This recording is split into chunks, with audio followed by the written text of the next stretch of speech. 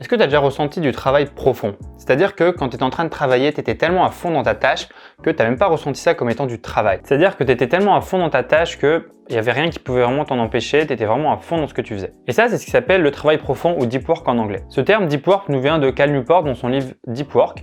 Donc je te conseille vraiment de le lire, c'est vraiment un livre super intéressant qui va t'apprendre à beaucoup mieux t'organiser et savoir quand est-ce que tu dois travailler pour que tu sois vraiment le plus efficace possible. D'ailleurs, il y a une version en français si vraiment ça t'intéresse, parce que bon, moi je l'ai lu en anglais, c'était il y a longtemps, mais entre-temps, ils l'ont traduit en français. Donc dans ce livre, l'auteur, ce qu'il nous parle, il nous parle de deep work. Le deep work, c'est le fait de faire du travail profond, c'est-à-dire que c'est quand tu es concentré à 100% dans ce que tu fais. C'est un petit peu comme le flow, comme je t'avais parlé dans une précédente vidéo, c'est-à-dire que tu vas être tellement dans ce que tu fais que tu vas pas pouvoir être dérangé. Mais le truc avec le deep work, c'est que tu peux pas être tout le temps en mode deep work. C'est-à-dire qu'il y a une partie qui s'appelle le shallow work. Ça va être un petit peu le travail automatique, ça va être quand tu vas pas vraiment travailler. Et bien cette partie-là, c'est la partie dans laquelle tu vas être dans la plupart du temps. La plupart du temps, tu vas être en mode shallow work, c'est-à-dire que tu vas travailler de manière automatique, tu vas pas être à 100% dans ce que tu fais, mais tu vas peut-être quand même travailler. Et c'est peut-être déjà ce qui t'arrive. Peut-être que toi, quand tu travailles pendant des heures et des heures, en fait, tu vas pas être 100% dans ce que tu fais. Tu as peut-être ton téléphone à côté, peut-être que tu vas en même temps répondre à des messages, peut-être que tu vas faire d'autres choses en même temps. Et du coup, ton cerveau va pas être à 100% dans ce que tu fais. Le problème avec ça, c'est que tu vas pas réussir à retenir l'information, tu vas pas réussir à travailler efficacement et être vraiment dans tout ce que tu fais si t'es pas en deep work de temps en temps.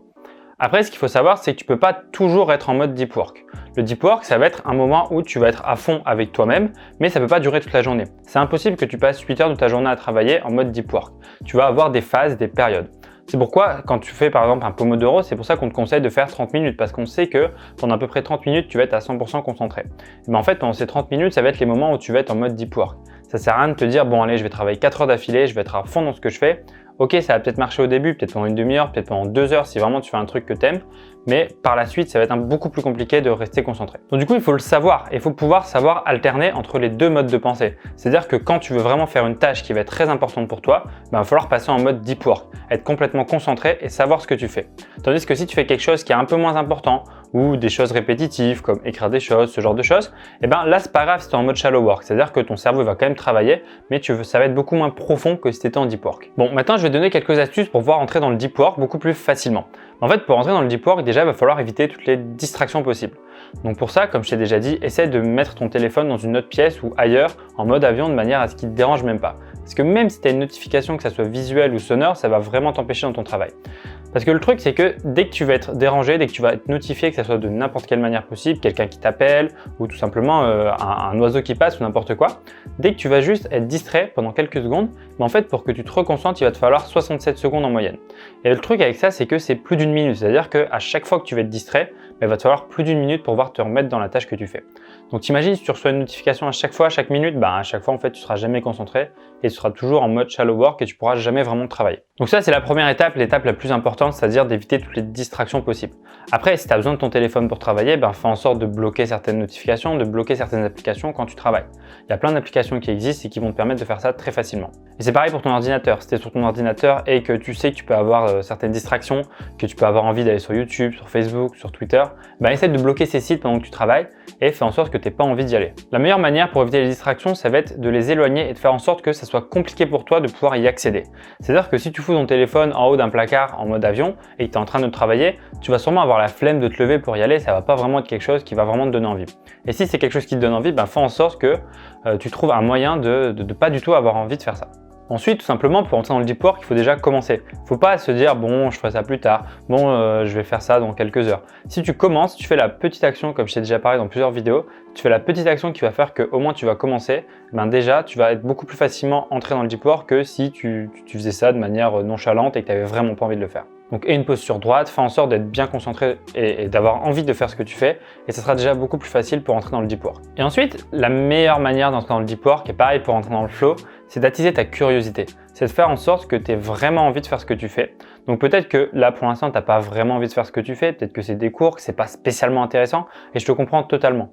Ce qu'il faut que tu fasses, c'est que tu attises quand même ta curiosité et que tu fasses en sorte que le cours là, il essaie de t'intéresser au moins un minimum, pour au moins te donner envie de faire les choses. Donc pour ça, essaie de comprendre réellement les buts de ce sujet-là, les buts de ton cours.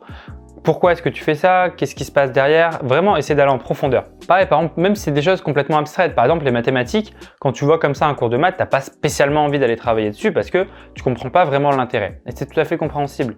Mais le truc, c'est qu'il y a réellement un intérêt derrière. Et peut-être que ce que tu peux faire, c'est avant de travailler, essayer d'aller faire quelques recherches, essayer de voir vraiment où est-ce que ça peut servir. Il y a plein de vidéos sur YouTube, par exemple, il y a un superbe auteur qui s'appelle LJJ, je te laisse regarder sur YouTube, qui fait des vidéos sur les mathématiques et qui t'explique vraiment à quoi vont servir les mathématiques, d'où ça vient et pourquoi est-ce qu'on les utilise. Parce que certes, là, en tant que tel, tu vas pas du tout te servir de toutes les notions que tu vas apprendre, mais en réalité, ça va vraiment servir dans plein d'autres domaines.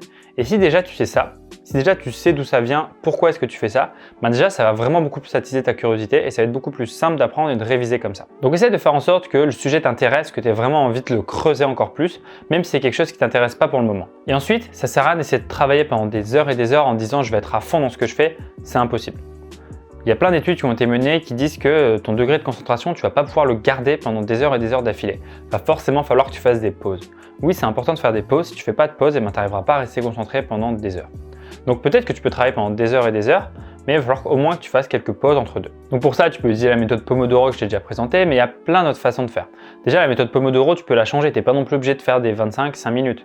Tu peux faire tout simplement 70 minutes, puis une demi-heure de pause. Ça va dépendre de toi. Il faut vraiment que tu testes, il faut vraiment que tu vois combien de temps est-ce que tu peux rester concentré, mais vraiment concentré sur une tâche, sans distraction. Et là, tu vas savoir à peu près tes taux de concentration et combien de temps ça peut durer.